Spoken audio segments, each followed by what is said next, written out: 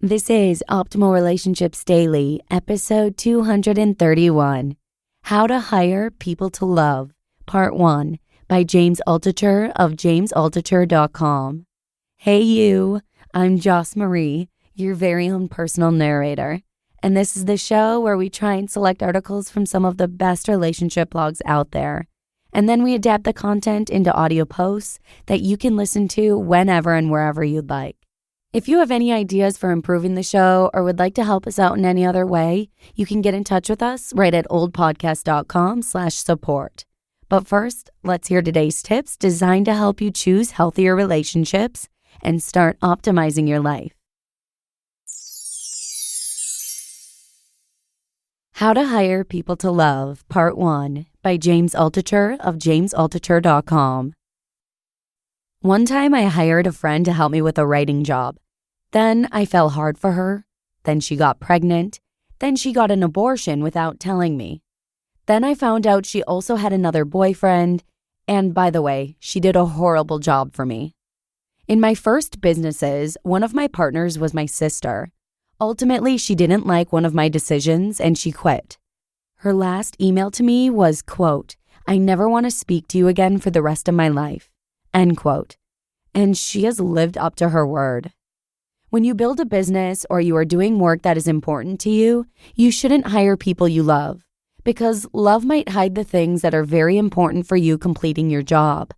I might love someone who can't spell, so I shouldn't hire them to spell check.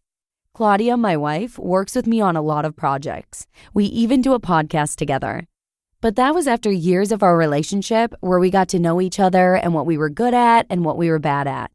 If I were to disappear tomorrow, she could probably pretend to be me. If she were to disappear tomorrow, I would be lost. So, she's hired. But sadly, she can't spell check. But this post is not about hiring loved ones. It's the reverse. It's about finding the people you love by using a hiring process. Recently, I read the book Who. The authors had interviewed over 20 billionaires, 30 CEOs, and dozens of recruiting managers and then developed a process of hiring. They then tested the process over and over again to see if it brought the right people into a business. I don't care at all about their process for hiring. I'm glad it works for them. Good luck. When I read their book, I realized I used their process in personal relationships. Wife, friends, work friends, close ties, weak ties, and so on. So here it is.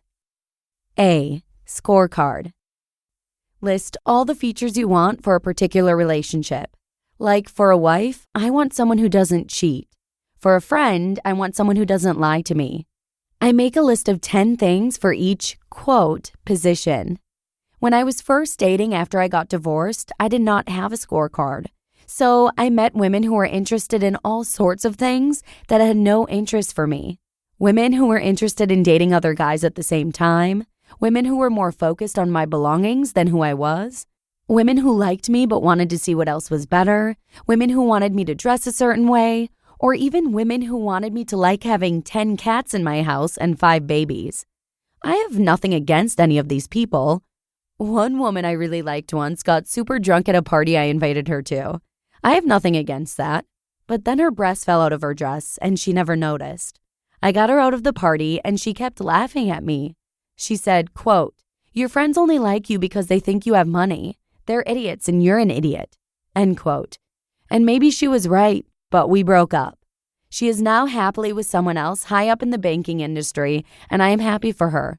She is also running her own company, very successful and a very good person, but not for me. I was very, very unhappy. I got drunk every night. I kept asking myself, am I crazy? Does nobody exist who has the simple qualities I want? So I made a scorecard. I made my list. Did I find her? I think I came pretty close. Argentina was originally discovered by pirates escaping who needed a place to escape the British.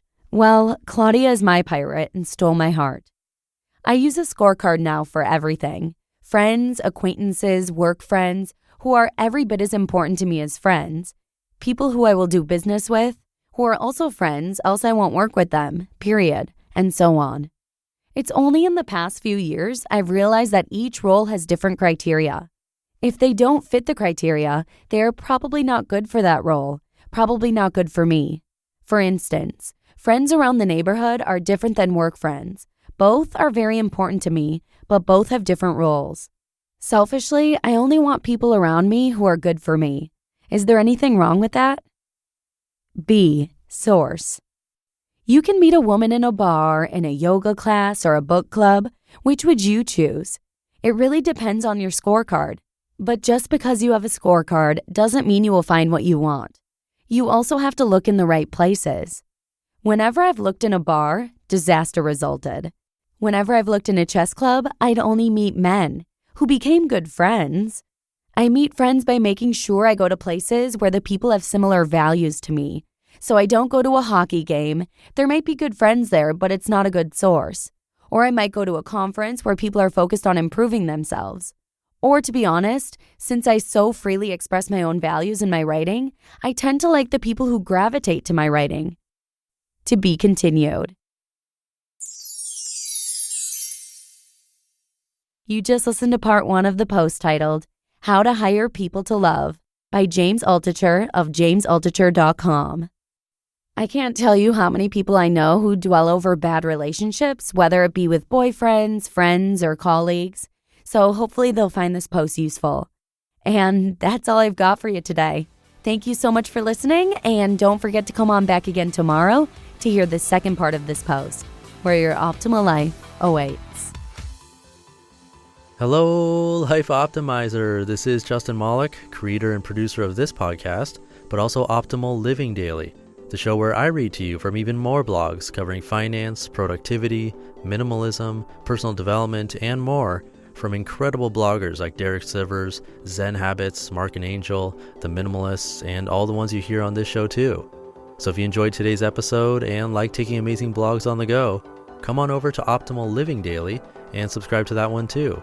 And together, we'll start optimizing your life.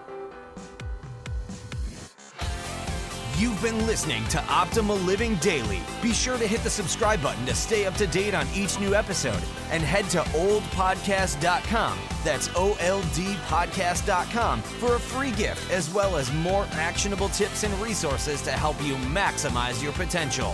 Thanks for joining us, and remember, your optimal life awaits.